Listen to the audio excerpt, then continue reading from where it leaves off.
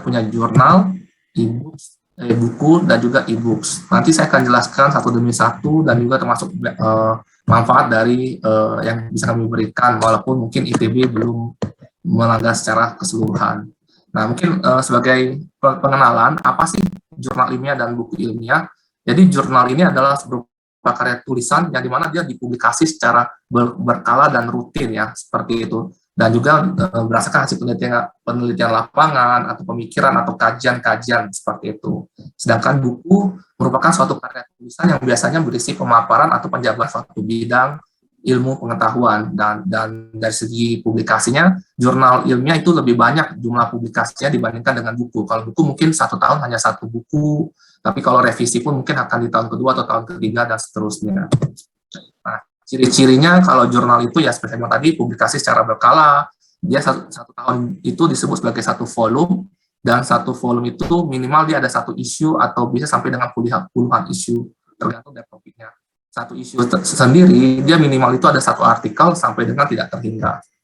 Rata-rata bisa minimal itu sekitar 5 lah sampai belasan artikel ya.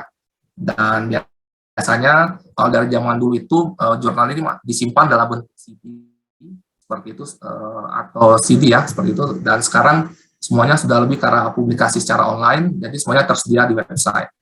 Kalau untuk buku, seperti yang saya bilang tadi pula bahwa publikasinya itu 1 tahun hanya 1 buku, dan jangka waktu penulisannya itu lebih lama, tidak seperti jurnal, dan biasanya merupakan ini ya pemaparan atau penjabaran suatu bidang ilmu pengetahuan, dan tentunya sebelum buku itu biasanya dicetak, dia akan diprioritaskan dulu untuk dipublikasi secara online. Seperti ini. Nah, ini contohnya ya, kalau kita lihat di kiri, itu ada CD ya, memang dari dulu itu sebelum ada website ini sangat berkembang sekali hingga sekarang, itu masih menggunakan CD. Nah, begitu pula dengan jurnal cetak, jadi masih dalam berupa buku. Jadi sampai sekarang masih ada demand-nya, tapi tidak terlalu banyak. Sedangkan di kanan ini adalah contoh buku ya, jadi kayak dia masih tetap bisa dalam bentuk hard copy, dan juga bisa dibeli dalam bentuk online atau e-book seperti itu. Nah, oke, kembali ke jurnal ya. Jadi memang saat ini koleksi jurnal kami ada dibagi jadi beberapa bagian, yaitu Social Science and Humanities Library Package. Tadi Pak Ena juga sudah sebutkan, di sini ada lebih dari 1.480 judul jurnal, dan di dalamnya ada 14 subjek. Saat ini yang dilanggan oleh ITB memang hanya subjek Art and Humanities, tetapi kami juga membukakan trial hingga akhir bulan Mei ya, untuk bidang Social Science and Humanities Library Package ini, dan juga untuk Science and Technology Library Package. Nah, di Science and Technology ini ada 5 subjek, dengan total judul itu ada sekitar 510 judul jurnal. Nah, siapa tahu Bapak Ibu bisa memanfaatkan periode trial ini untuk mengeksplor ya, seperti itu. Ya, kami juga ada medical, tapi saya tidak akan highlight. Oke. Bicara soal akses jurnal, pasti tidak akan terlepas dari publikasi. Dan saya yakin yang hadir hari ini pun sebagian pasti ada kebutuhan untuk mempublis nih artikel jurnal. Nanti saya mungkin akan berikan sedikit tips bagaimana sih cara submit artikel jurnal, dan apa yang harus diperhatikan ketika Bapak dan Ibu mungkin ingin mensubmit artikel jurnal ke Televensis. Nah, ini ada beberapa judul jurnal yang mana kami kerjasama antara G2G dengan Forman ya. Contoh seperti Bulletin of Indonesia Economic Studies. Ini adalah kerjasama antara pemerintah Australia dan Indonesia, dan aplikasinya ditaruh Televensis seperti itu dan seterusnya ya. Nah, saya juga akan sedikit menjelaskan mengenai open access ya. Nah, biar nanti di akhir biar tidak pada bingung. Jadi saat ini di Eropa itu sedang banyak sekali tren publikasi open access. Lalu apa sih open access itu? Jadi singkatnya open access ini kalau saya boleh jabarkan adalah publikasi di mana authors itu akan dikenakan APC atau Article Publishing Charge. Jadi authors membayarkan sejumlah uang ke penerbit dengan sebagai imbal balik artikel tersebut ketika dia diterima dan publish, maka dia bisa diakses secara bebas dari manapun, kapanpun, dan oleh siapapun. Nah, benefit lainnya apa nih Pak? Benefit lainnya tentu saja dia meningkatkan potensi agar artikel tersebut bisa lebih banyak dibaca oleh orang, dan juga pada akhirnya adalah potensi agar bisa disitasi. Ini yang poin penting sih, karena biasanya ada syarat untuk penulisan artikel itu dia harus terindeks di Scopus, dan citasi ini akan mempercepat proses indeksasi tersebut. Seperti itu. Sedangkan di Televensis juga pun kami memiliki submission yang non-OE lah, saya sebutnya sebagai free submission atau gratis. Nah, ini memang kami tidak men-charge biaya, tetapi sebagai imbal balik jika user ingin mengakses jurnal, maka institusi perlu melanggan secara tahunan, seperti yang dilakukan oleh ITB saat ini. Kami juga pun memiliki jurnal yang hybrid. Hybrid ini dia punya dua pilihan, dia bisa dipublikasi sebagai OE atau sebagai free submission. Jadi nanti ketika artikel sudah diterima, nanti dia Bapak Ibu bisa mengindikasikan ke editor ya bahwa memang ini Bapak Ibu ingin mempublikasi sebagai OE atau yang non OE. Itu harus jelas. Karena jika Bapak Ibu tidak menjelaskan hal ini, asumsinya mereka akan selalu push untuk OE karena memang trennya memang lagi ke arah open access seperti itu. Nah, ini juga kami tampilkan data untuk publikasi di ITB. Memang dari tahun 2018 pun, sebelum ITB melanggan jurnal Teleemphasis pun, itu submission artikel ke Teleemphasis memang sudah tinggi. Rata-rata bisa dikatakan lebih dari 10 artikel setiap tahun ya. Dan Bapak Ibu bisa lihat juga tuh, tren open access itu sejak tahun 2018 itu sudah ada. Jadi ada 2018 sampai 2020 itu setiap tahunnya ada satu artikel yang dipublish sebagai open access, sedangkan 2021 kemarin ada 4 artikel yang dipublish sebagai open access, dan 2022 itu ada sekitar 2 artikel dari 4 artikel hingga Februari kemarin yang disubmit sebagai open access. Baik. Oke, ya itu sekilas untuk perkenalan. Mungkin saya akan masuk ke sesi live demo. Jika Bapak Ibu ada pertanyaan, silakan dicantumkan di kolom chat, bisa jawab bersama. Oke, sebelum saya masuk ke jurnal, mungkin saya ingin mengambil 5 menit waktu saya untuk menjelaskan mengenai e-books, karena menurut saya ini informasi yang cukup bermanfaat dan siapa tahu bermanfaat lah untuk bapak-bapak dan ibu sekalian seperti itu. Baik, untuk e-books websitenya itu adalah teleemphasis.com. Nanti saya akan sharingkan di kolom chat ya, biar Bapak Ibu bisa coba lihat. Oke, jadi selama Bapak Ibu, seperti Ibu Sarah jelaskan tadi, selama Bapak Ibu terhubung dengan VPN, seperti yang saya lakukan, saya juga pun menghubungkan dengan VPN, maka akan ada tulisan akses provided by siapa, seperti itu. Nah, di sini cara melakukan pencarian buku cukup gampang ya. Bapak Ibu tinggal melakukan berdasarkan kata kunci, atau bisa browse berdasarkan open access, atau berdasarkan subjek, ya seperti itu. Nah, contoh paling gampang, saya akan memberikan contoh, kita melakukan searching berdasarkan subjek. Bapak Ibu tinggal melakukan filter saja nih, subjeknya di mana nih, kira-kira seperti itu. Di sini saya sudah filter, saya ambil dari subjek yang literature ya, di sini ya. Nah, lalu akan masuk ke web seperti ini. Dia akan masuk ke tampilan ini, seperti itu, dan kita bisa langsung melakukan pencarian. Di sini pencarian cukup gampang, Bapak Ibu bisa filter license content atau open access. Jadi contoh nih, Bapak Ibu bingung nih, buku apa saja sudah dibeli kan, atau yang bisa diakses kan, tinggal centang saja, nanti dia otomatis akan memfilterkan jika memang ada buku yang bisa diakses oleh institusi ataupun yang sudah dibeli oleh institusi. Tapi jika tidak, Bapak Ibu bisa juga mencentang hanya yang open access saja, atau mencentang kedua-duanya juga pun bisa. Di sini Bapak Ibu juga bisa pilih ya, dia publication date-nya yang kapan nih, yang bulan lalu kah, 3 bulan yang lalu kah, 6 bulan yang lalu, atau 1 tahun, atau dari periode tahun tertentu hingga tahun tertentu juga pun bisa. Itu cara pencarian berdasarkan subjek ya. Berikutnya advanced search. Advanced search itu ada di sini, di bagian kanan ini ya, kanan kotak pencarian ini. Tinggal diklik saja, nanti dia akan seperti ini. Jika Bapak Ibu contoh nih, tahu atau judul yang ingin dicari, atau nama penerbit yang ingin dicari, atau keywordnya, juga bisa dimasukkan di sini, dan bisa ditambahkan sesuai selera ya, atau sesuai keinginan kita, atau juga bisa di-clear. Nah, lalu tinggal dicari aja kata kuncinya. Nanti kalau sudah, dia otomatis akan masuk ke dalam pencarian seperti ini ya, detailnya ya. Jadi Bapak Ibu telah mencari, subjeknya bidang humanities. Nanti akan otomatis menampilkan bidang humanities seperti itu. Nah, ini setahu saya ITB sudah membeli beberapa puluh judul sih dari Teleemphasis, dan itu bisa diakses oleh seluruh Sivitas Akademi ITB seperti itu. Dan juga yang ingin saya highlight sebenarnya adalah lebih karena open access e-books. Jadi walaupun ITB belum membeli banyak dari Teleemphasis kami punya komitmen untuk menerbitkan atau mempush publikasi dalam bentuk open access.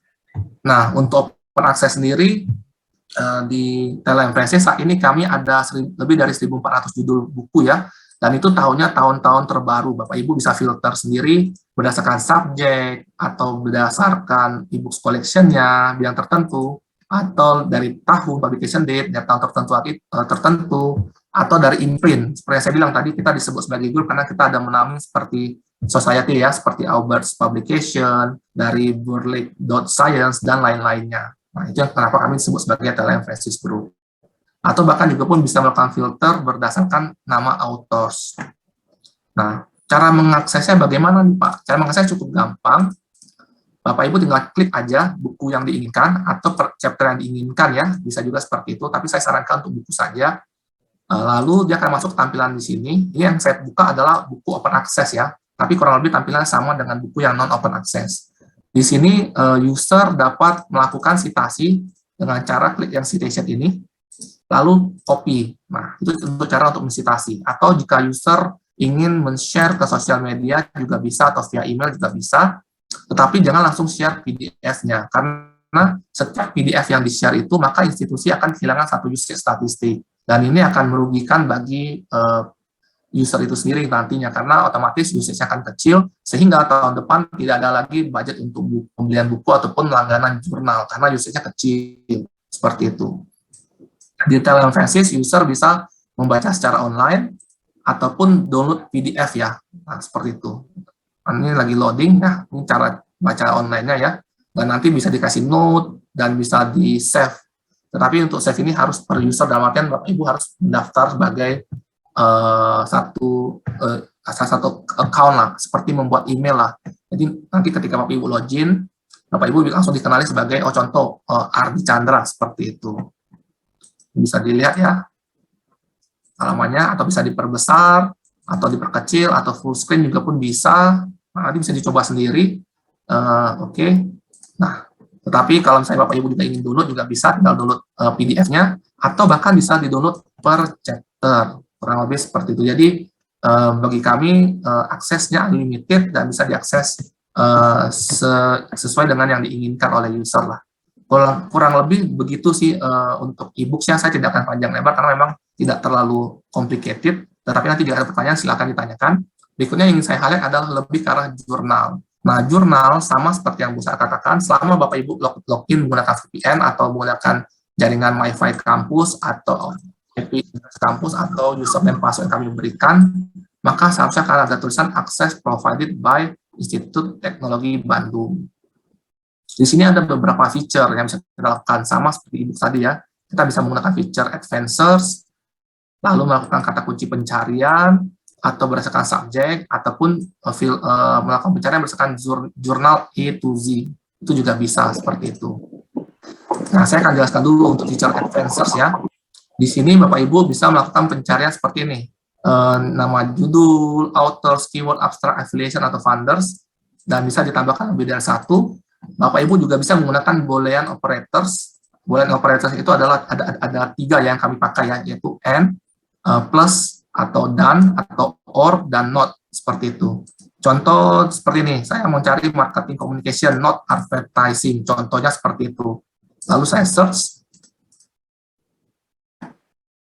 Nah, dia akan memfilterkan marketing and all communication, dan dia akan mengeluarkan kata advertising. Itu contoh cara pencarian melalui Boolean. Nah, dan dia akan otomatis langsung memfilter seperti ini. Nah, cuman karena saya sudah terlalu lama AFK, jadi dia akan otomatis logout. Saya pinjam ID ITB untuk ngecek akses juga. Nah, nanti setelah login atau misalnya memang sudah ada akses, otomatis dia akan jadi centang hijau. Artinya centang hijau terang ini artinya kita punya full akses ke artikel tersebut. Tetapi jika dia hijaunya agak redup, artinya hanya sebagian saja. Karena memang jurnal Tele-Emphasis hanya bisa diakses dari tahun 1997 hingga tahun yang terbaru. Mirip dengan e-books ya, kita juga belum bisa memfilter only show content I have full access to, only show open access, atau kita bisa filter lebih detail artikel type-nya apa nih, apakah artikel atau review artikel, artikel commentary, dan seterusnya ya, termasuk juga subjek, atau dia masuk ke dalam judul jurnal apa, itu kita bisa, atau publication-nya kapan nih, seperti itu, atau tahunnya, dari tahun berapa hingga tahun berapa, itu sangat bisa. Dan kita juga pun bisa modify search kita ya, dan ini bisa menggunakan boolean juga, seperti and, or, and not, seperti itu. Di sini Bapak Ibu juga pun bisa save pencarian ini, atau ekspor dalam bentuk Excel setahu saya, dan juga bisa difilter ya, berdasarkan yang terbaru, yang terlama, atau yang most cited, atau yang most read. itu bisa, atau juga bahkan bisa melakukan pencarian berdasarkan judul jurnal seperti itu. Itu untuk yang tadi yang advanced search ya. Selanjutnya saya melakukan pencarian berdasarkan kata kunci tadi. Saya jadi memasukkan kata kunci di halaman awal itu arts, dan dia akan masuk seperti ini. Nah, sisanya sama ya, kita bisa filter dan lain-lain itu sama seperti yang tadi. Atau jika kita ingin melakukan pencarian berdasarkan abjad ya, A to Z juga bisa. Kita cuma perlu melakukan pencarian contoh nih, subjek atau abjadnya contoh saya mungkin communication, jadi saya mungkin katanya C ya, C atau apa, itu juga pun bisa. Atau contoh Cambridge Journal of Education, katakanlah seperti itu. Oke. Berikutnya, ya. Contoh saya sudah menemukan artikel yang saya inginkan. Contoh katakanlah ini adalah artikel yang saya inginkan. Setelah tadi saya klik ini ya, artikel tersebut ya. Oke, contoh ini ada artikel yang ingin saya inginkan, maka saya bisa langsung tahu ya, kira-kira kita bisa baca secara full text-nya dengan cara scroll down ke bawah, atau dengan cara klik di bagian kiri, dengan langsung masuk ke conclusion-nya, kita jadi bisa tahu nih, kira-kira artikel ini bisa support kita nggak nih, atau kita bisa lihat kayak recommended article, atau people also read, atau cited by, ini juga rekomendasi-rekomendasi yang bisa kita pertimbangkan ya, seperti itu. Oke. Nah, di sini selain bisa baca full text, kita juga bisa melihat figure dan datanya. Jika memang disediakan, seharusnya akan ada figure-nya atau tabel ya. Nanti saya mungkin berikan contoh. Lalu melihat reference, lalu melihat citation. Citation-nya ada dua cara ya untuk melakukan citation, yaitu dengan cara manual copy and paste dari sini, oke. Atau Bapak Ibu juga bisa langsung dengan cara klik download citation. Nah, ini Bapak Ibu bisa lakukan jika Bapak Ibu menggunakan reference manager seperti EndNote, ProCite, Trello, Zotero, dan most other reference management software itu bisa pakai format RIS ya, seperti itu, dan bisa di-download citation-nya. Atau kalau Bapak Ibu hanya ingin men-cite saja tanpa tidak mau pusing, tinggal ini aja nih, tinggal di copy and paste lalu selesai, seperti itu. Ini biasanya digunakan untuk mahasiswa yang lagi tugas akhir ya, baik itu S1, S2, S3 itu biasanya kepakai sih untuk cara mensitasi ini. Lalu jika memang dia ada matriks, Bapak Ibu bisa lihat matriksnya. Jadi kita bisa tahu ya, contoh setelah artikel ini dipublish tanggal 15 Juni 2011, artikel ini sudah di-view sebanyak 600 kali, indeks di Coursera sebanyak 3 kali, dan terindeks di Scopus sebanyak 4 kali. Nah, jurnal-jurnal teleinformasis, semua jurnal yang kami miliki, kurang lebih 90% itu sudah terindeks di Scopus. Dan hanya 80% saja yang terindeks di Web of Science. Jadi artinya memang proses indeks transaksi di Web of Science ini jauh lebih sulit daripada Scopus. Dan kenapa kami tidak hanya fokus di Scopus, tetapi kami juga masuk ke Crossref dan Web of Science. Karena bagi kami, Scopus ini kan milik salah satu penerbit ya. Kita tahulah, Elsevier ya, atau Science Direct. Jadi bagi kami agak sedikit bias, jadi kami juga pun menfokuskan citasi kami ke Web of Science dan juga Crossref yang lebih netral menurut kami, seperti itu. Nah, di sini Bapak Ibu juga pun bisa menggunakan feature podcast ya, yang ada tulisan listen di sini, dan ini sudah saya buffer. Nah, jadi terdengar nggak suaranya? Terdengar, Pak.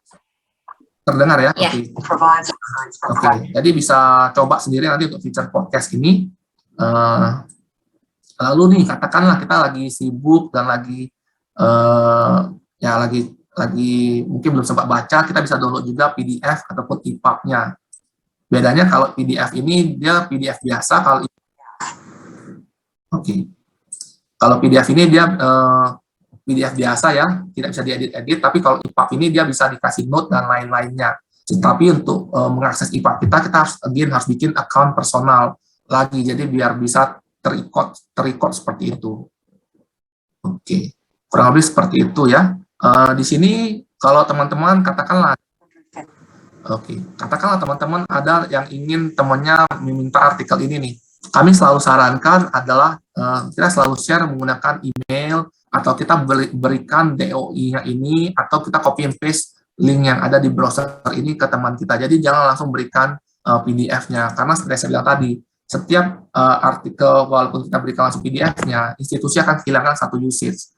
dan itu akan mempengaruhi biaya download atau biaya berlangganan untuk tahun berikutnya. Jadi ya kita sama-sama belajar untuk membiasakan untuk mengetahui copyright juga dari penerbit ya, seperti itu. Banyak kok sosial media yang bisa digunakan kalau di jurnal, lebih banyak daripada yang tadi ada di e-books bahkan. Tapi biasanya saya lebih suka pakai email atau pakai ini ya, saya copy paste DOI-nya atau link-nya, jadi mereka bisa download sendiri, seperti itu. Saya juga pun ingin menjelaskan bahwa contoh seperti tadi ya, saya jelaskan bahwa bedanya artikel open access tadi ya, memang open access itu kalaupun contoh ini jurnal baru publish 2 Maret ya, which is baru 1 bulan lewat, yang dimana setelah dia publish itu memang potensi jurnal itu untuk dibaca itu memang akan lebih tinggi dibandingkan dengan jurnal yang non open access. Itu memang karena memang trennya lagi ke arah sana. Jadi kalau misalnya Bapak Ibu ingin publish, Bapak Ibu sangat boleh mempertimbangkan untuk publikasi secara open access sih, kalau memang ingin mempercepat proses citasi dan juga agar bisa terindeks di Scopus seperti itu. Jadi ini open access, yang tadi yang non open access ya, seperti itu. Oke, itu saya sudah jelaskan cara mengakses. Mudah-mudahan kalau misalnya ada pertanyaan silakan tanyakan. Berikutnya yang ingin saya jelaskan adalah apa yang Bapak Ibu harus ketahui jika Bapak Ibu ingin mensubmit artikel jurnal ke TLM Francis. Ini sudah masuk ke untuk tips and how to submit ke TLM Francis. Nah, saya tidak akan jelaskan secara detail, tetapi hanya kulitnya saja. Dan ini hanya untuk mahasiswa yang tingkat basic ya, atau yang baru mau menulis. Tetapi kalau untuk yang sudah berpengalaman seperti S3, saya tidak berani mengajari karena seharusnya sudah lebih ahli daripada saya. Jadi untuk mengetahui step-stepnya, Bapak Ibu tinggal ke website awal web TLM Francis, lalu scroll down ke bawah, klik yang resource for authors. Dia akan langsung direferkan ke sini. Nah, di sini bagi kita yang pemula, proses dari pemilihan jurnal, dari step to publication, writing your paper, making your submission, peer review, production, after publication, itu dijelaskan secara detail di sini. Yang perlu kita lakukan adalah kita buka, lalu kita baca. Kalau kita ada sedikit kendala dengan bahasa Inggris, mungkin kita masih bisa menggunakan Google Translate. Setidaknya kita tidak benar-benar buta daripada kita kesulitan membaca ataupun mentranslate kalimatnya ya. Di sini ada ya dari segi memilih judul jurnal yang tepat, tinggal kita buka, atau draft your article. Dan di sini juga pun kita memberikan advice ya, apa aja yang harus kita tahu sebelum kita memulai bikin shortlist dan lain-lain, itu semuanya ada di sini. Tinggal hanya perlu kita baca. Again, saya tidak berani menjelaskan detail karena terkendala waktu juga. Di sini juga ada pun tips ya, guideline-nya ya, know you are waiting for, read the guidelines dan lain-lain. Itu semuanya ada, tinggal kita pelajarin. Nah, tapi pada dasarnya yang harus kita tahu sebelum kita submit itu adalah kita harus cari tahu nih ke judul jurnalnya. Jadi Bapak Ibu tadi kan mencari artikel jurnal ya. Contoh katakanlah linguistik, contoh katakanlah saya mau submit ke artikel jurnal ini nih karena menurut saya ini bagus nih kayaknya judul jurnalnya. Yang perlu kita cari tahu adalah kita klik bagian ini, judul jurnalnya yaitu Social and Cultural Geography. Di sini kita harus membaca aims and scope satu judul jurnal dan juga membaca matriks judul jurnal. Ini sangat penting, Bapak Ibu sekalian. Nah, ketika kita membaca aims and scope satu judul jurnal, kita tahu bahwa ketika kita ingin submit itu, kita harus bikin artikelnya seperti apa. Jangan sampai melenceng dari aims and scope-nya, karena otomatis potensi di reject-nya cukup besar ya. Bahkan ketika kita sudah mengikuti, belum tentu diterima. Nah, lalu setelah kita paham untuk aims and scope-nya, kita harus lihat jurnal matrix-nya. Kita perlu tahu nih, ini artikel ini setiap tahunnya kita bisa dapat info bahwa ini di-download berapa banyak, lalu citation-nya berapa, lalu dia di impact factor-nya berapa, Q berapa nih. Jangan-jangan kalau kita baru menulis, saya tidak sarankan untuk ambil Q1, Q2, tapi kita bisa coba dengan Q4 terlebih dahulu, atau Q3 ya, seperti itu. Nah, di sini informasi ini sangat berguna sekali untuk yang baru mau menulis artikel jurnal. Dan di sini kita bisa tahu nih, setelah kita submit artikel jurnalnya, biasanya akan dapat reply nih, first decision, average-nya itu 56 hari. Average berarti bisa lebih, bisa kurang ya, bisa lebih cepat ya. Jadi setelah kita bisa bikin notification lah di kalender kita bahwa setelah 50 hari kita harus sering-sering cek email seperti itu. Nah, nanti akan langsung ada ini nih first decision-nya setelah 56 hari biasanya. Lalu setelah kita mungkin revisi atau lain-lainnya, nah akan memakan waktu 115 hari nih untuk proses peer review ya, seperti itu. Dan setelah kita revisi kembali, biasanya akan memakan waktu 11% untuk proses acceptance bahwa artikel sudah diterima hingga online publication. Nah, bahkan kita juga pun bisa mencari tahu nih untuk judul jurnal ini, dia acceptance rate-nya itu berapa persen.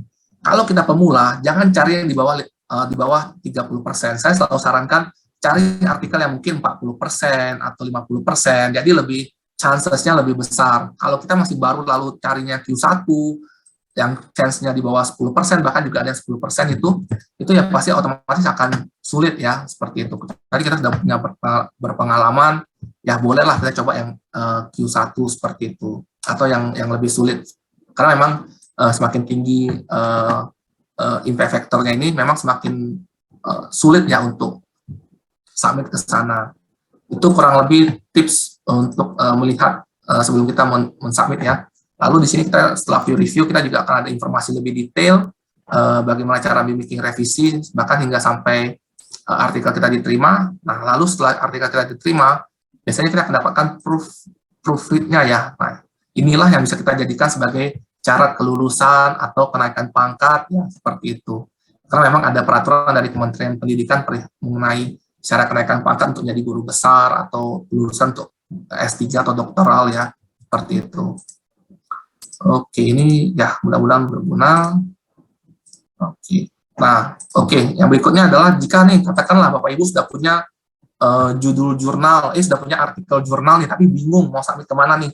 Pak Ardi, saya sudah punya artikelnya, tapi saya bingung nih Pak, mau submit kemana? Saya sudah submit ke sini ditolak, ke sana ditolak, kan makanya frustasi ya.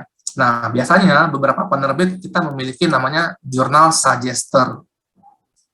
Bapak Ibu tinggal cari di Google ya, jurnal suggester, contoh kalau misalnya mau submit ke Thailand Francis, jurnal suggester Thailand Francis, atau mungkin jurnal suggester kalau saya tadi lihat ada Springer ya, itu juga pun bisa dicoba seperti itu. Nah, lalu diklik saja dia akan masuk ke sini. Yang perlu kita lakukan adalah sangat simpel, kita hanya perlu memasukkan abstrak dari artikel kita ya. Tetapi karena saya tidak memiliki, saya akan memasukkan contoh saja, katakanlah education ya, contoh seperti itu. Nanti dia akan mereveal nih jurnal yang mungkin bisa kita pertimbangkan. Mungkin kita bisa lihat juga ya, sebagian dari judul jurnal ini bisa kita lihat matriksnya ya, atau about-nya. Jadi kita bisa tahu nih, kira-kira ini acceptance rate-nya di 53%, ada yang tidak ada data. Jadi kita bisa bersiap-siap lah. Ada yang bahkan acceptance rate-nya ada 7% nih bahkan. Lebih sulit lagi ya. Seperti itu. Ada juga yang 17%. Nah, yang ini bisa kita coba cari tahu lah. Kita juga bisa filter apakah hanya yang full open access atau yang open select. Open select ini artinya hybrid ya, jurnal hybrid. Jadi dia bisa disubmit sebagai open access atau non open access. Nah, itu bisa Bapak Ibu cari. Nah, setelah ketemu nih judul jurnalnya nih, Bapak Ibu ingin mencari biaya cost nih, katakanlah mau submit sebagai open access. Kita juga punya namanya ini ya, Open Access Cost Finder. Caranya, caranya dengan tinggal klik ini ya, visit Cost Finder Center, lalu dia akan ke sini. Nah, di sini Bapak Ibu bisa cari judul jurnalnya nih, dicari secara manual atau kategori, atau mungkin di filter manual lagi, baik itu full open access, open select, atau hanya yang free submission saja juga bisa. Kami Thailand Francis juga pun Dove Medical Press ini under Thailand Francis ya, jadi memang makanya ada opsi Dove Medical Press, tapi ini mereka berdiri sendiri ya, maksudnya mereka punya manajemen sendiri yang bukan dan tidak bergabung dengan Thailand Francis. Nah, kita bisa tahu ya, contoh nih, kita ingin submit, sudah ketemu judul jurnalnya nih, katakanlah accountability in research contoh. Nah, kita bisa cari tahu ya, calculate your article publishing charge, contoh original article. Dan kita tinggal pilih negaranya. Nah, for your information, Indonesia ini saat ini bukanlah termasuk negara ini ya, bukan negara yang tergolong yang sudah tergolong negara maju. Makanya kita tidak mendapatkan diskon EPC kembali seperti itu. Kita ada benar-benar bayar full charge. Tapi memang ada negara yang masih berkembang, bukan negara maju ya, mereka masih berhak untuk diskon 50% FPC. Tetapi ini nanti jika memang banyak submission, kami berencana untuk menawarkan membership open access ke LPPM atau ke wakil rektor bidang penelitian dan ini ya inovasi, mungkin untuk mempertimbangkan untuk menjadi membership OE kami.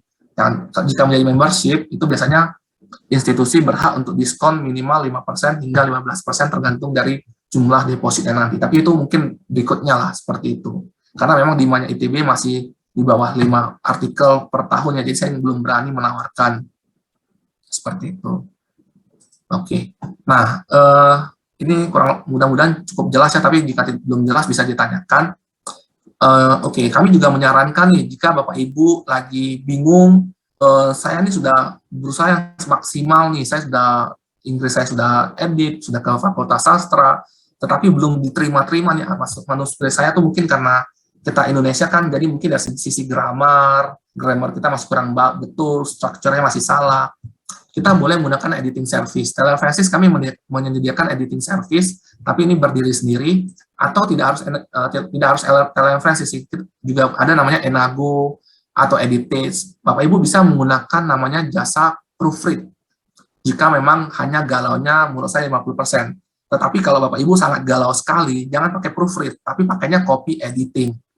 Bedanya kalau proofread itu dia hanya akan memberikan koreksi atau komentar ke artikel jurnal kita, tetapi kalau dia copy editing, dia akan memperbaiki seluruh kayak bahasa kita, akan dia akan bantu editkan seperti itu. Tetapi memang lebih mahal sedikit ya proofread, copy editing dibandingkan dengan proofread, tapi worth it bagi kita yang sangat desperate, yang sudah frustasi, kita boleh kok coba mempertimbangkan ini. Tetapi kalau memang kita sudah expert, ya tidak perlu menggunakan jasa ini, tetapi kalau misalnya kita masih sangat desperate banget demi sebagai kelulusan, ya bolehlah kita pertimbangkan ini seperti itu. Oke, ya paling itu ya kurang lebih dari saya untuk sesi training, karena juga mengingat ada waktu yang terbatas, mungkin kita bisa masuk ke dalam sesi tanya jawab. Saya persilakan. Terima kasih Pak Ardi. Ilmu yang telah dibagikan. Nah, sekarang kita berlanjut ke sesi tanya jawab. Sebelum masuk ke sesi tanya jawab, saya akan membagikan form kehadiran. Form kehadiran ini bisa diisi sampai jam 12.30 ya, Bapak dan Ibu.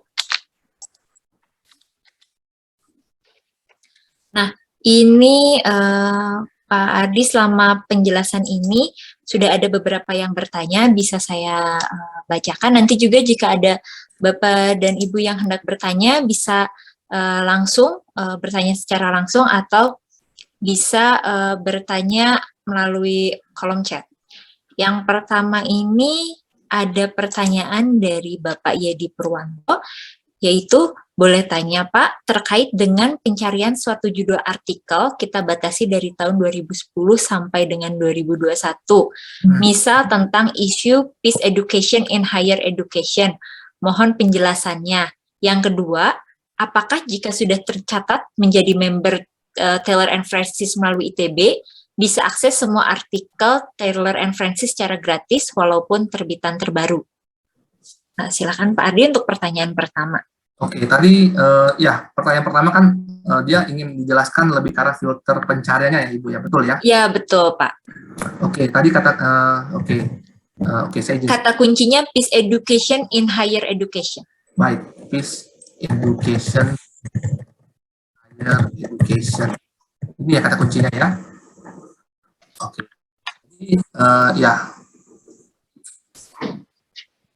Oke, jadi jika kita ingin melakukan pencarian berdasarkan kata kunci ini, itu bisa banget.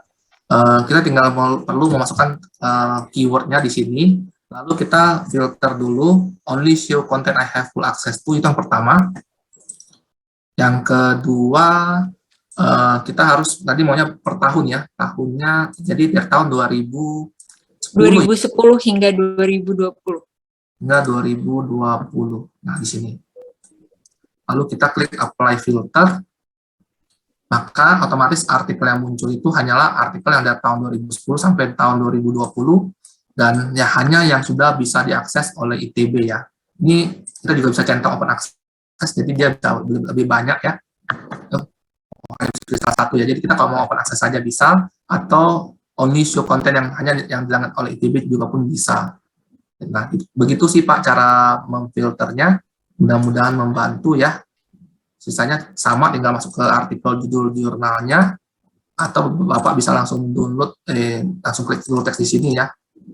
Nah, kalau misalnya lagi mau dibaca online bisa, atau mau di-download PDF-nya pun juga pun bisa. Jadi tergantung dari ya dari kebutuhan dari user. Mudah-mudahan menjawab. Pertanyaan keduanya tadi apa Ibu Sarah? Pertanyaan keduanya, apakah jika sudah tercatat menjadi member Taylor and Francis melalui ITB, bisa mengakses semua artikel secara gratis walaupun terbitan terbaru?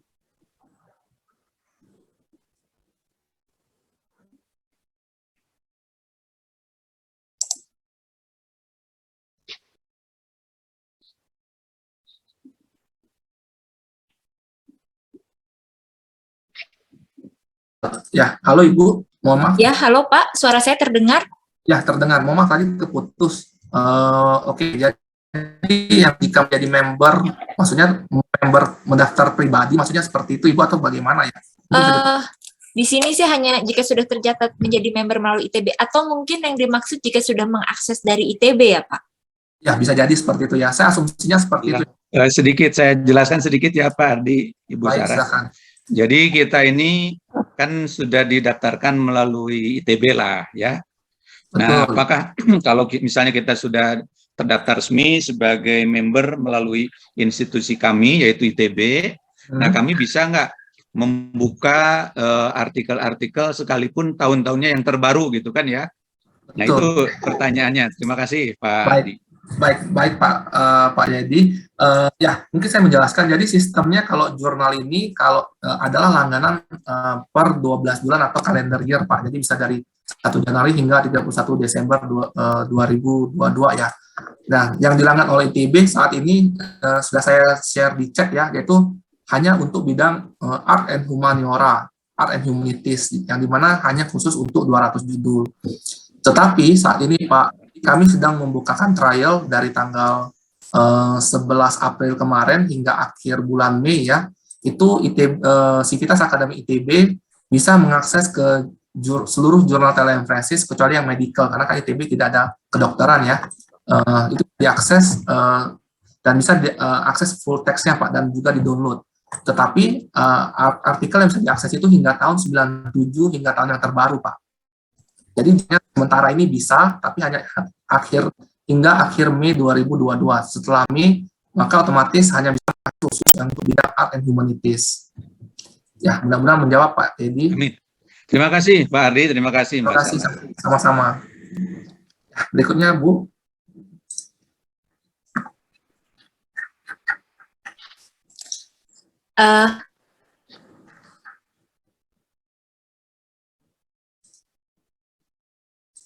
Ya, selanjutnya Pak Ardi ada Rumaisa mau bertanya, untuk akses e-book secara online, apakah ada masa kadaluarsanya?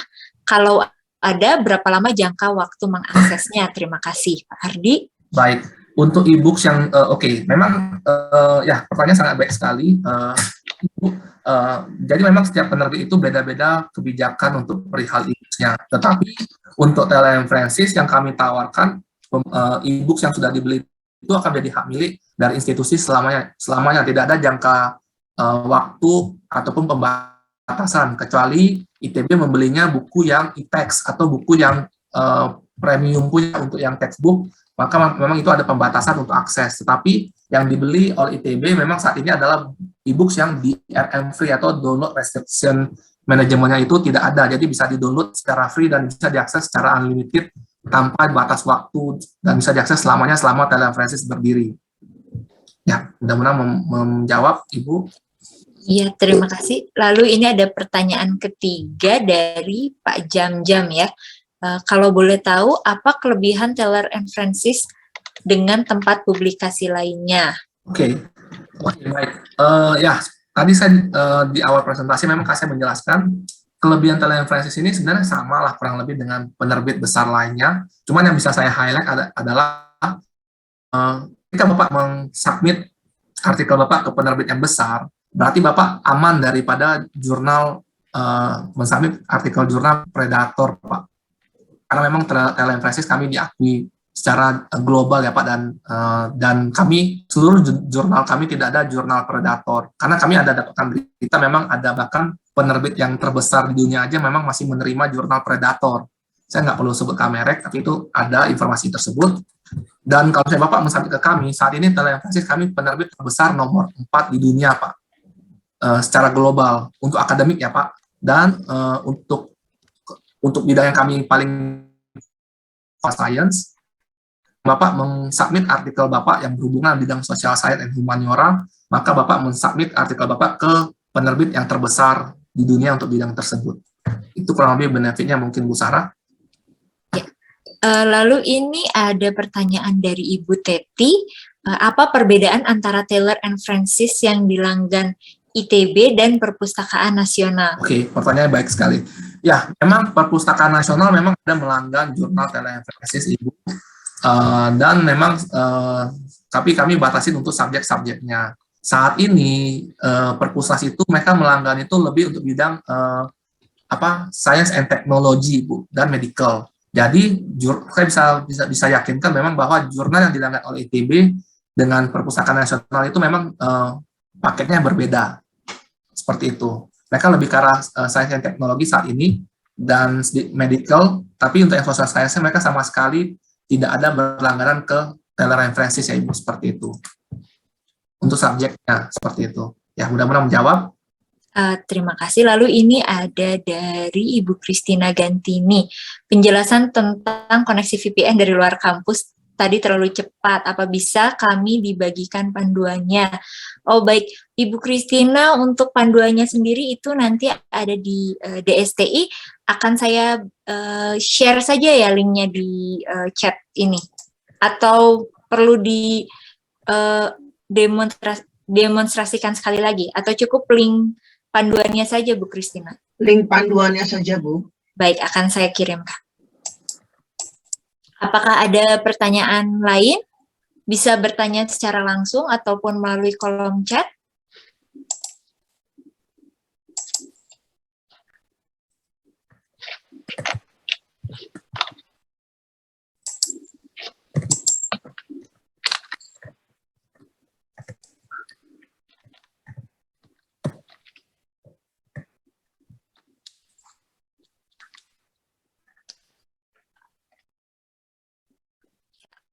Masih ada waktu ya Bapak dan Ibu untuk pertanyaan.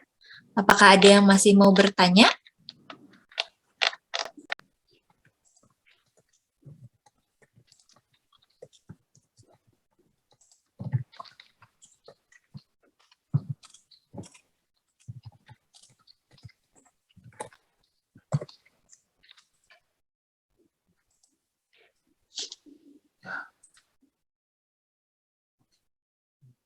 Ya, jika ada yang mau bertanya, bisa bertanya langsung, bisa raise hand. Masih ada pertanyaan kah?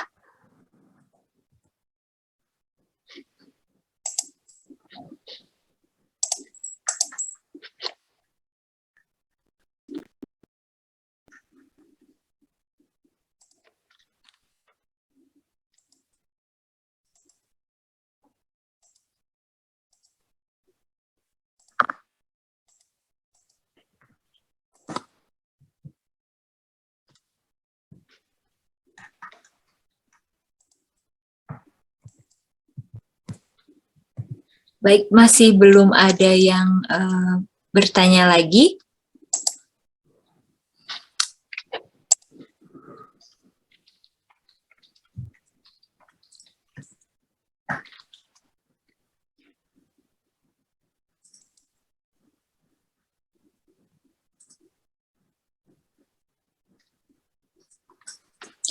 Oh iya, ini ada yang bertanya dari